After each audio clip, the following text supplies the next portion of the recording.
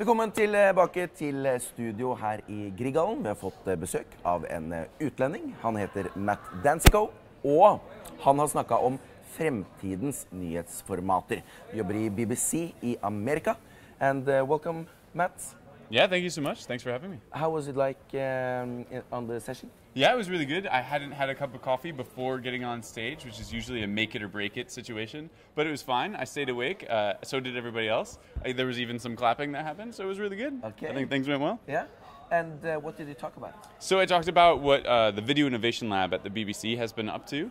So we're a prototyping lab. We create new programming to help solve problems that the BBC is faced with. And so we basically create new programs for the BBC and trial them out. And so I talked about that and a mobile bureau that we recently launched. Do you think every broadcaster should have their young group of people just fixing problems for the old guys? I really think it's awesome that you think I'm young. I'm actually in my mid-30s, however. Yes, that's really nice of you. Kind of you. But yeah, no, I don't think so. I think sort of you pull together all the smartest minds within a company and you attempt to sort of problem solve. And that might mean different people for different types of problems. And that's what the BBC is doing with this lab. It's sort of a rotating group of a ton of different people. I just happened to be in one of the rounds that we were trialing. Okay. So the pop-up, BBC pop-up, what is that? BBC Pop-Up is the company's first mobile bureau that we launched in the United States, where we relocated as a unit to 6 different cities over the course of 6 months. And we arrived in the town, we set up shop, we took up apartments, we had houses, and we asked people, residents of that town, what stories they wanted us to cover. And then we basically took their suggestions and we made mini documentaries and feature stories about what they told us to cover. So we were a crowdsourcing video journalism unit, and we acted as the conduits or the vehicles through which the towns told the world about their concerns. Mm-hmm. A lot of journalists, they sit behind their desk, they pick up their phone, and they try to call people and get them on the TV. Mm-hmm. What's the advantage with traveling around? Well, the advantage is that we find out what people are actually concerned about. So journalism has operated for many years under the pretenses that the journalist can decide what story is best for the community, what story should be told. But what we were doing is we were going into these towns and talking to people and asking them, what is the most important issue that you're experiencing in this region? And we'll do the story and broadcast it out to, you know, on television, our news channel and BBC World News, 500 million audience, right? And on our website especially, and is quite strong. And so that's what we did, and that's the difference, is we weren't assuming that we knew as journalists what stories were important to those regions. We were listening to the public. I mean, journalism is a public service after all. Then I believe that we should start listening to the public at the point of story conception. Did you meet any problems on the way? We met a ton of problems. I mean, probably only half of the entire project worked, which is exactly what we expected, you know. Our unit exists to throw spaghetti at the wall. We throw spaghetti, and if it sticks, we run with it, and if it falls down, you know, it's okay too. We learn from our failures, and so that's what we did. You know, we ran into problems just the fact that we were going in consecutive months. It was nonstop for 197 straight days, which is intense. And so the people you're working with, you work with these people for 14 hours a day, nonstop for 197 days. Did you bring your family?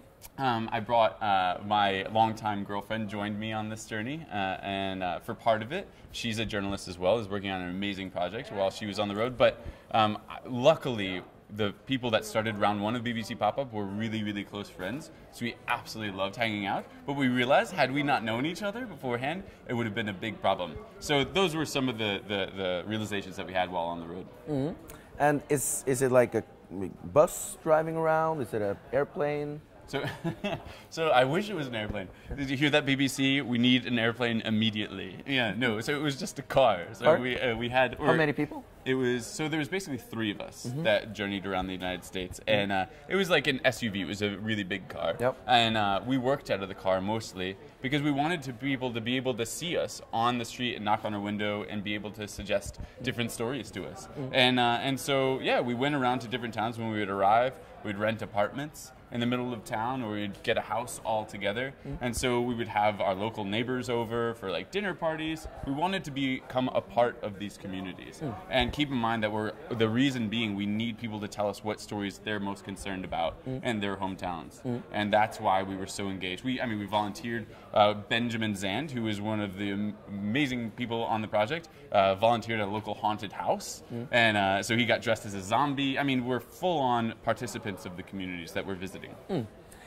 And the people that attended the session, did they like your speech? I think you'll have to talk to them. I hope so. I heard some clapping, so that's good. Yeah. I even heard somebody laugh. Somebody laughed out there. That's always good. That's always a good sign. Yeah. Yeah, so I think so. I think, we're just trialing a bunch of new ideas, and I think the people downstairs are also doing the same thing. Yeah. And so it's just nice to share what we have learned with some others, and I'm hoping that I talk to a bunch of other people here and they share with me what they have learned in their companies as well. So, so what's your feeling about the festival? Yeah, the festival is amazing. I mean, I went to a talk on wearable technologies by a guy named Brad yesterday. It was absolutely brilliant. I hear he's actually living in Bergen, this American gentleman. I went to a talk by Tim Poole yesterday, who I think you guys interviewed as well. I mean, that was incredible. He's an incredible conflict journalist. So I have just been really excited to sort of see everything. I'm going to a talk about Serial later on, that podcast, and then, of course, the Snowden talk later on. Can't wait. I can't believe that's happening here. So I'm really excited. Yeah. Have you seen the city? Yeah, well, I'll tell you what, BBC partnered with TV2 yesterday, and we went out into the streets of Bergen, and we were stopping people with video camera, or we had video cameras, and we're stopping people, and we're asking them what stories they're most concerned about, or issues they're most concerned about in Bergen. So as a result of doing that, I saw a lot of Bergen, but basically, we were staging BBC pop-up in Bergen. And so we collected a list of, I think, 10 different issues that people are most concerned about here in the city.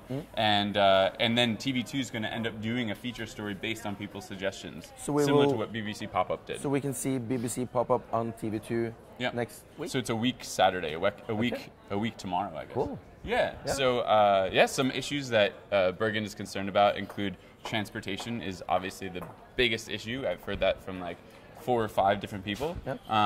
Language, so immigrants coming into the communities are struggling to learn Norwegian and to socialize and integrate into the community. Other things include like the weather. People were complaining about the weather. They said it's rainy. That's a big thing here. Yeah, and housing costs. So students finding housing seems to be quite a big problem as well. So did you experience any differences between interviewing Norwegians and Americans? So yes, because I'm actually American, even though I work for the BBC. There's actually quite a few of us who work for the BBC who are American. But when I was in the United States stopping people, they didn't think it was that unique because they hear my accent and they think, oh, it's just some guy stopping me on the street. But immediately when I open my mouth in Bergen, people stop and they're like, oh, it's an American, And I say, oh, I work for the BBC, and so that sort of stopped them in their tracks, and they were so happy to talk with me. So I found it way easier to talk with people here in Bergen than in the United States. No. Yeah, no, really? Everyone was very forthcoming. I think it was only one person the entire day who didn't want to talk. And they were very nice about it. So yeah, people were really open to talk. To sum up, Norwegians are great. That's just... To sum up, Norwegians are very happy people. They're very open, especially when talking to me for some reason. And 3, they hate the weather, but they love Bergen. Yeah. So I don't know how you sort of marry all those ideas together, but let's give it a try. Perfect. Thank you so much for coming. Yeah, no, thank you very much. And see you later. Bye-bye.